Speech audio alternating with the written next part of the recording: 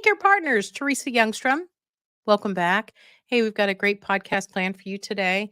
When I do family consultations a lot over the past years, there are certain things that folks always seem to want to know. What do we do? What do we start doing? What do we stop doing? And we always come back to this list of, for most people, I know people living with brain failure are all different, and we have to join them on their journey, right? We got that? I think I've said it enough. We have that, but there are some common things that seem to fill a list, and I hand out this list a lot of what do we stop doing? What do we start doing? So the podcast today is a review of that. What do we stop doing? What do we start doing? Because I think once you've met with me, you're going to learn those things. And then wouldn't it be great to have a podcast to share with people who are also caring for a loved one who's dealing with brain failure? Okay. Not all of these suggestions might apply to your person, but I bet a lot of them do. And I hope this is helpful for you. So let's go to that PowerPoint and we'll get started. What are we going to stop doing? Okay, so let's stop doing this. Let's stop startling them.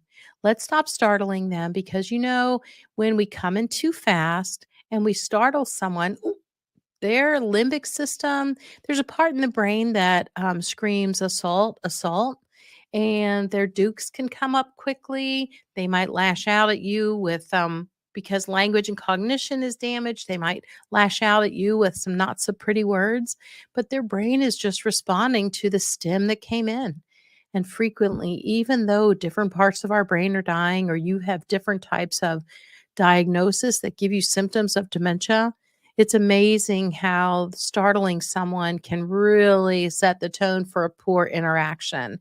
And so you may, you know, even on a good day, if you come in properly and approaching from the front, which we'll talk about, startling them, wow, hopefully you can apologize and back out and be able to say, "Oh, I'm so sorry. What was I thinking? I came in too fast. Let me go get you the coffee." They like coffee. That'll lead them back to a happy place. And you apologize and you swing back in. Okay. So let's not startle people living with brain failure. I had one person that I was working with who just flipped on the lights in the morning. Would you say that was a good or bad idea?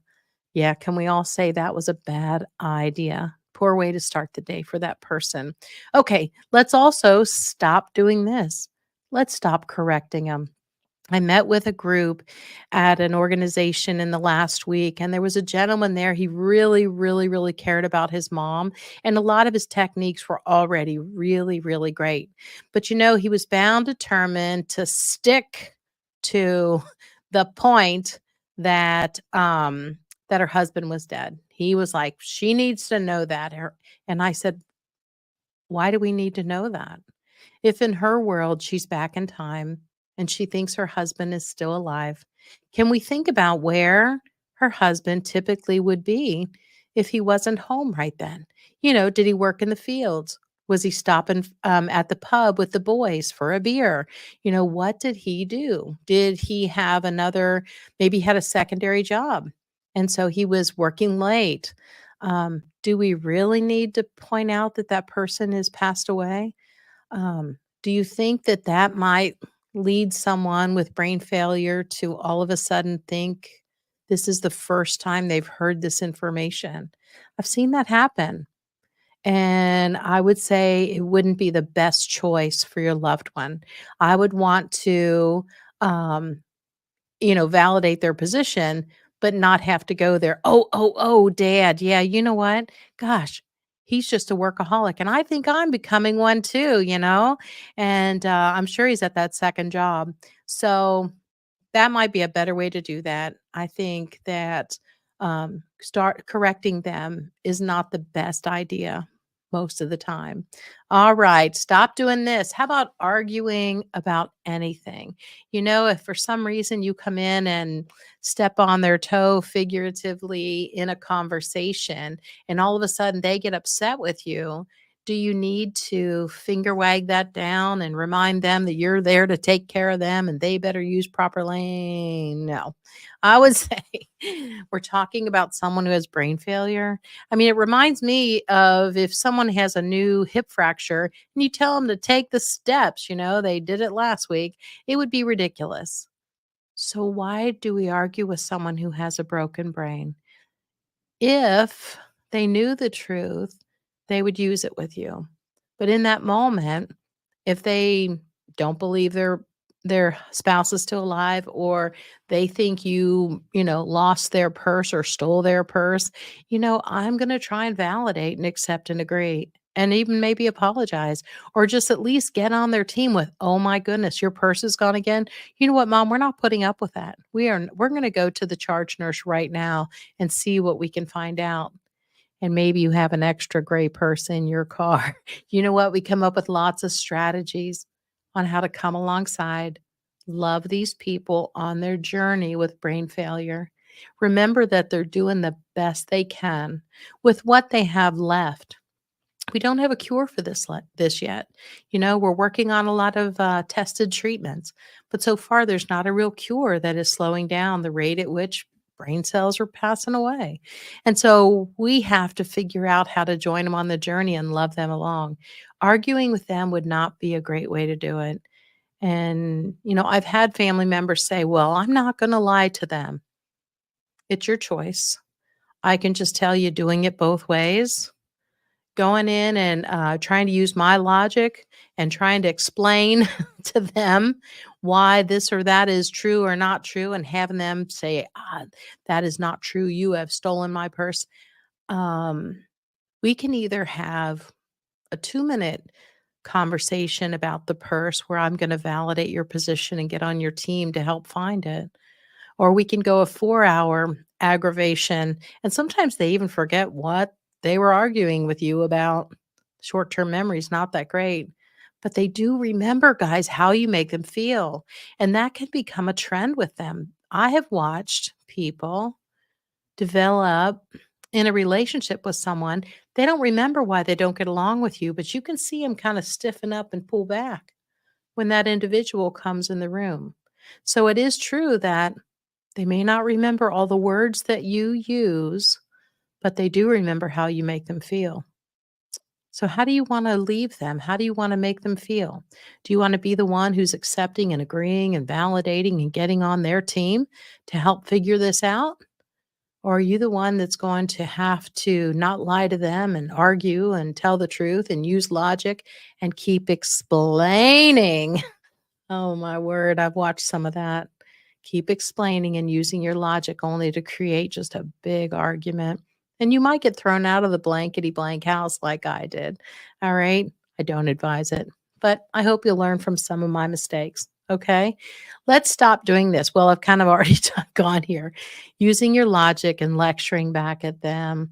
I've watched people use lecturing. I had a gentleman who used his logic to try and explain to his wife for a couple of years, and he did it because he loved her. He did it because he didn't want her to have this disease, but it didn't change anything, and it only made her more aggravated at him, and, she honestly became verbally abusive. The filters fall out for the people closest to these individuals. What does that mean?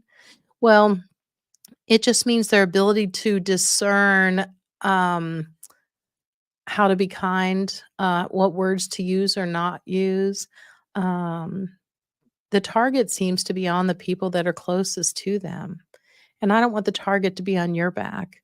I want your relationship with that person to be arm in arm. It's all about the relationship. So we sacrifice them being wrong and letting them think they're right a lot of times in order to keep the relationship. So the sooner we learn not to use logic and not to be lecturing, the better. I think it startles families at first when mom is saying wrong things and they're kind of like, "No, that's not true. That isn't how that happened. No, you've already asked me that." Um, ouch. So the sooner we figure out how to validate their position, meaning accept and agree and get on their team. Wow, mom, that shouldn't have happened. Gee whiz. And you know in your heart that she's not thinking clearly, and what she's complaining about didn't happen in reality. But you can either come in with a couple of minutes of validating and de-escalating the energy and letting them think they're right, and letting them think you're on their team and you're going to help figure it out, find that purse, or go have a talk with the person that seems to be upsetting her in her world. Take a couple minutes and watch the energy come back down, and watch your relationship grow with them instead of the wedge being put in there. I knew a daughter that the wedge came in finally deep enough that then the mother didn't want to see her anymore. She was frequently correcting and reminding, and why can't you? I already told you that. Come on, mom. Why? And her frustration would continue to grow. I'm not beating her up for that. It's a very difficult position to be in, to be the primary caregiver for someone. And I frequently say, you will have to bring in help, or this person will have to go somewhere else, or you really risk your own life. There are statistics about that the primary caregivers who don't bring in help, some of them die first. What? They do. They get sick and they can die first. So don't be a hero. I mean, it's okay to be just, amazing with this person and care for them. And it's okay to sacrifice some life, during this season of caring for someone whose brain is declining and need more help. I'm all in. I have a servant's heart. I'm a nurse. I love taking care of people sacrificially. I don't really mind that. But at the same time, don't be so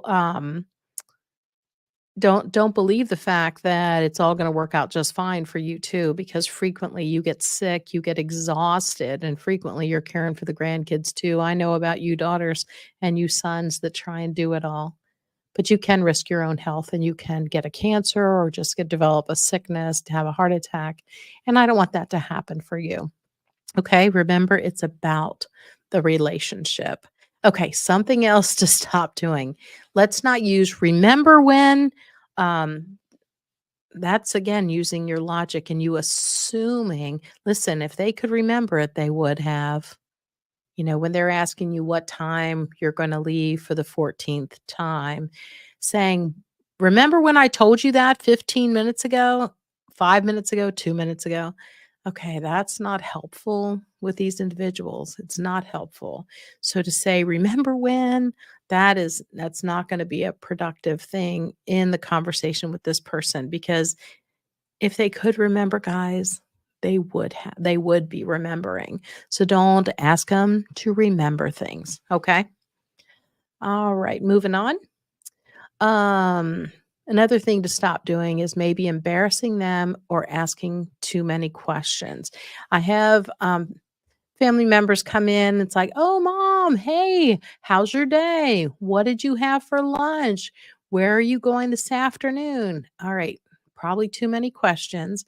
I really recommend that you come in and, if nothing else, introduce yourself and tell them a little story about something fun or encouraging that happened on the way over.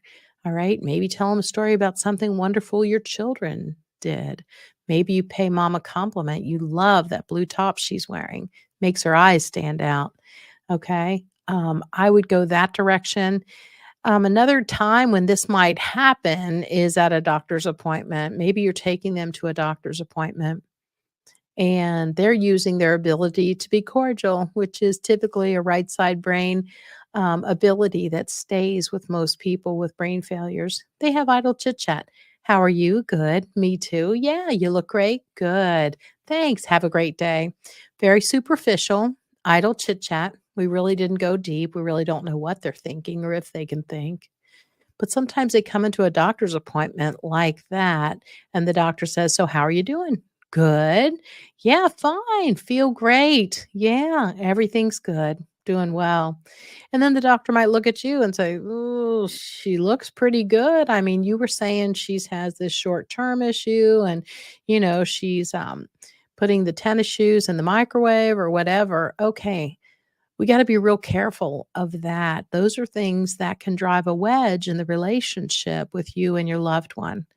So I frequently recommend, and if you've been listening to me for a while, you know that I like to write out the bullet points that you need to explain to the doctor, or you want him to know, her to know. And how about we give those to the receptionist for the nurse practitioner or the physician assistant, the doctor to look at prior to coming into the appointment? And on that page, it needs to say what's going on, what the new problems are or the ongoing problems. But it also needs to say, please don't pit me against my loved one. I will take their side in this appointment because a relationship is so important. So we need to be careful that well-meaning people don't come in. It can even be a friend that you see at the store.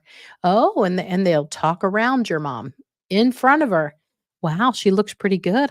You've been saying she doesn't shower, but she looks pretty good. Oh, that ride home's not going to be great. Okay. And I know some of you are saying, well, my person's too far gone to worry about that. Well, I'm telling you that they can hear a long time and they can process. And so I would just be cautious about embarrassing them. Okay. Saying things like that. All right. Um, so stop saying no, no, no, no, no. I know that I have had caregivers who say they're just like children, treat them like children. And I want to say, no, I can't. I can't do that. These are individuals who have lived an amazing life. They're your mom, my dad, my brother, my husband, and they are adults that deserve our utmost respect. They may have brain failure, but A, they didn't ask for it, and they can't control the rate at which it declines and how they may be acting in that moment. But just no, no, no, no, no. Stop, stop, stop. Hey, I told you. Okay, treating people like a child, which is what I've heard caregivers say to me, you just treat them like a child. They all get mean and you treat them, oh gosh, guys, that breaks my heart. That is not the way we care for people. It's not. And we don't treat them like a child. I do tell folks that, in this season, when we raise children, what do? We keep giving them more responsibility and less supervision as they earn that. They prove to us they're ready for that. And our kids, they develop and assume responsibility at different stages. Some have safety awareness earlier than others. Some you could give responsibility to earlier than others. That's all normal aging. Okay. But once we develop some type of a dementia, a brain failure, what we're going to do is watch those folks go back around that scale where they're going to have more challenges and need more supervision and less responsibilities. Okay. It doesn't say anywhere that, and you didn't hear me say we treat them like a child. I never said that. I think we're always respectful to these people who have brain failure.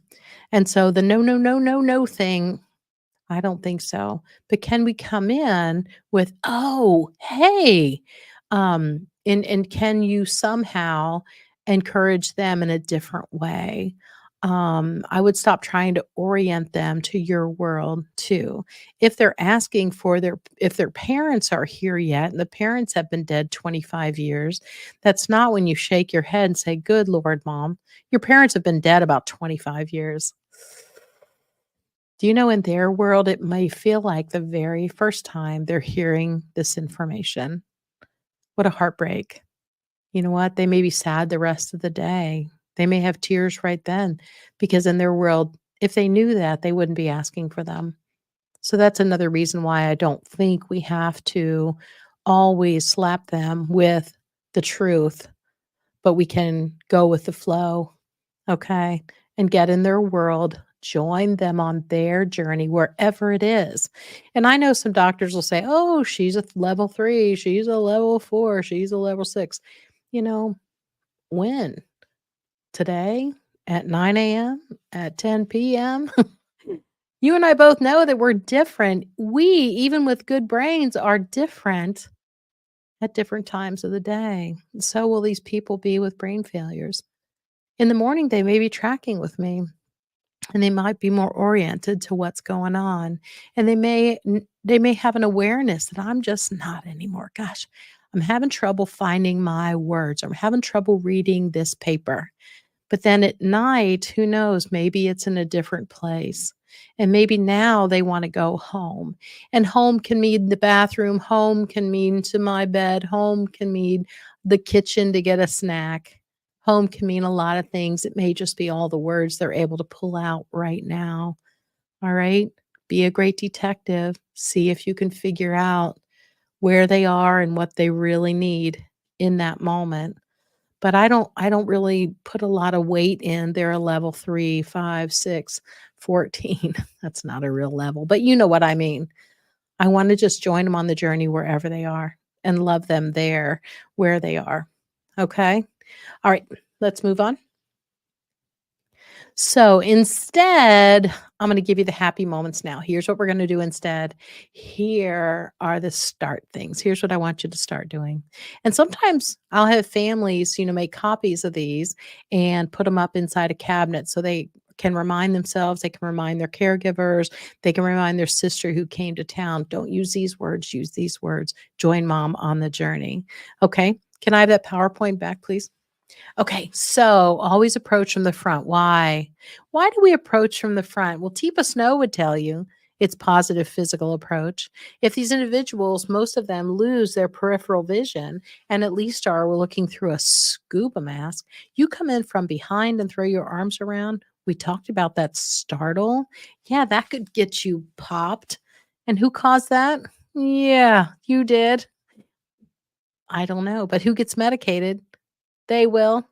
I know, so it's kinda not fair. So I just wanna prep you in that we always approach from the front. Their vision can be very much challenged. Who knows, is their hearing challenged, and where are their glasses? Maybe they've got their neighbor's glasses, in their drawer, and they're using those. Stuff happens, okay? So let's always approach from the front. Let's smile and introduce yourself. I started introducing myself to my mom early on because she had better days and not so good days. But, I didn't want her on her heel thinking, oh crap, I don't remember her name. I wanted just to give that to her so she didn't have to be worrying about the name or finding names. My goodness, finding names is hard for everyone as we age, right? I have family members all the time say, I think I've got what you do because they couldn't remember someone's name. And I said, well, did you remember the context of how you knew them? Were you able to have a conversation about whatever it was they wanted to talk about? Well, yeah, yeah, yeah. I mean, we're planning this event, and I know exactly what she was talking about. I said, "I think you're okay." You can mark it down, you can journal that worried you that you didn't have that name. But I think everyone struggles with someone's name. So how about we smile and introduce yourself? How about wait until they acknowledge you to touch to touch them? Coming in too fast and touching them before you get permission is another thing that goes right along with startling them, and you might get kicked out of the room over that if you startle them. I told you in their brain, limbic system, you fire up their amygdala and boom, there goes the cortisol, and your visit's not going to be like you hoped it would be. So why don't we stop 6 feet out, their arm length, our arm's length, and give them a moment? Introduce yourself. Teepa says, put your hand out. We'll show them an empty hand, no syringes or, hammers or anything, and then give them that hand. Muscle memory in the back of the brain typically knows what you do when someone puts their hand out like that. And so typically they'll respond with their hand. And what a cool way to get permission to touch someone without forcing it on them. I was a director of a memory care, and frequently the caregivers had too much to do. We were short staffed. I'm not blaming them, but they come in too quick on, oh my gosh, Mrs. Jones, don't you know? Oh, you're wet to your knees. My goodness, I have too many patients today. Come on, come on, come on. And if they came in too fast, Mrs. Jones might take a swing at them, and I would hear them come to me saying, "Mrs. Jones needs to be medicated. She's aggressive." Who's aggressive? Why is she aggressive? Whose fault was that? You know? So I just want you to hit the pause button and think about that. Let's wait until they acknowledge you and give you permission to touch. Don't just run in there and start doing things to individuals. How about you pause? Let's start doing this. You've heard me say it, and I'm going to keep saying it until you get it. Validate, de escalate, and then we redirect. So if they're looking for their parents who have been gone a long time, do you just say, they've been dead a long time? Here, look at these pictures you like to look at. It's not gonna work.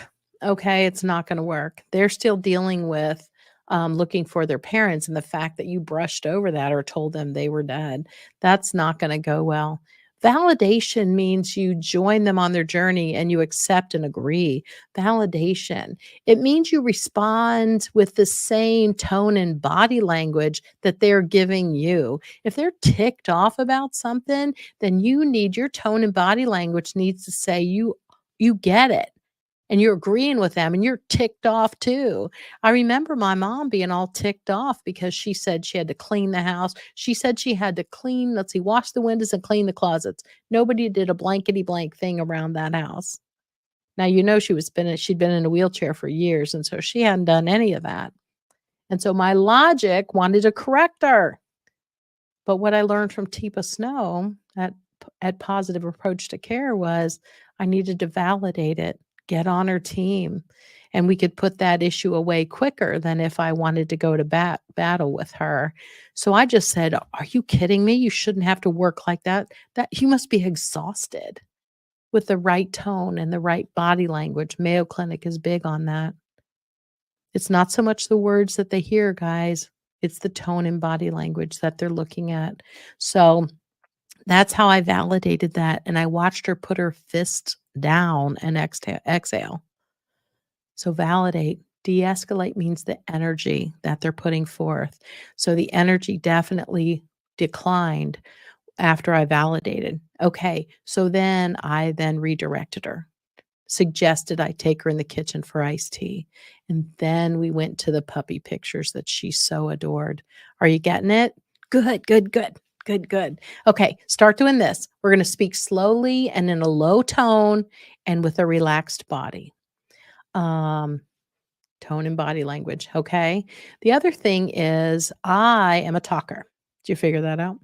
I'm a talker and I can talk too much. I can talk them into a little frenzy. And I want you to consider how many words are they using and see if you can match that. So if you come in with, "Oh my gosh, gonna be a great day. You know what? See the sun shining out there? Wow, we're gonna have to do some great things. I got flowers to plant, we got blah blah blah blah blah blah blah blah." They may want you to leave right now. And I would too if I was tired. Okay. And if my brain couldn't process everything you were throwing at me, who knows? Maybe right then my stomach's upset and I'm thinking, I got to go to the bathroom. And I'm not even tracking with you. Okay. So if I'm giving you a couple of words back, 3 or 4 words back, um, that's how many words that I need to slow down and use with them. They say that people with dementia typically are catching, you know, 3 out of the 4 words you're using. So they're dropping a word, and eventually it'll be every other word that they're catching.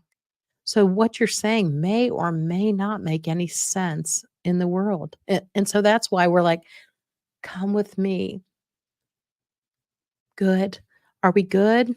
Not good? Good? Okay. And we even break it down and start using hand signals to try and get our points across. But remember to speak slowly, low tone, relaxed body. All right, get your point across better. Start using this. Let's do either or. Don't ask yes, no questions, guys, because if you say, "Are you going to eat lunch today?" I told you they're not catching all the words. So they may just say no. They've learned that yes means you do stuff to them. They remember how you make them feel, and no means you might leave them the heck alone.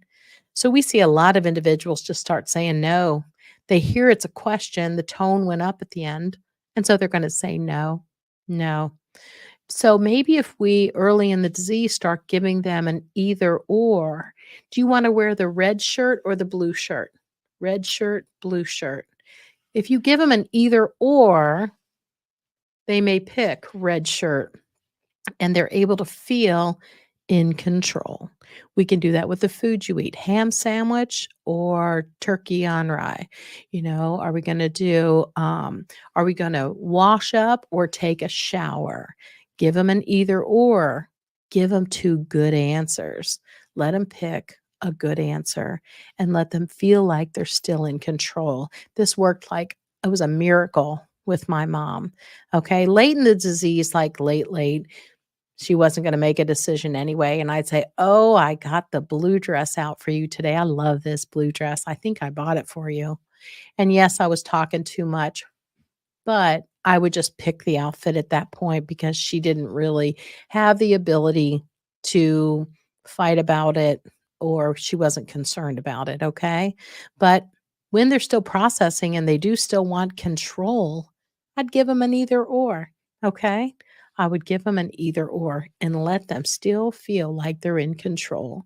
Start saying you're sorry with sincerity when they're upset. You might save the interaction. If I come in too quick and I startle them, maybe if I say I'm sorry and I can back out and give them 10 more minutes, but sometimes you blew it so much you need to send someone else in. All right. So, but saying you're sorry as soon as you notice they're upset is a great idea. But remember, your tone and body language also needs to be on board that you are sorry. I want you to be a grace giver all the time. We don't hold grudges against people that have brain failure. Even if they swing at us, we're grace givers. Okay. Um, Holding a grudge against this person, guys, they have brain failure. And frequently they forget or move on um, long before. And we could have a good mad still going on. And 4 hours later, we're still mad about this. And they've moved on and we're making that worse. So let's be a grace giver. It's brain failure. When they mess up or do something wrong or say something inappropriate or use inappropriate language, which is where they go, right side brain. I call them, the emergency words, and they have some pretty or not so pretty ones. That's when language and cognition are breaking down on the left side.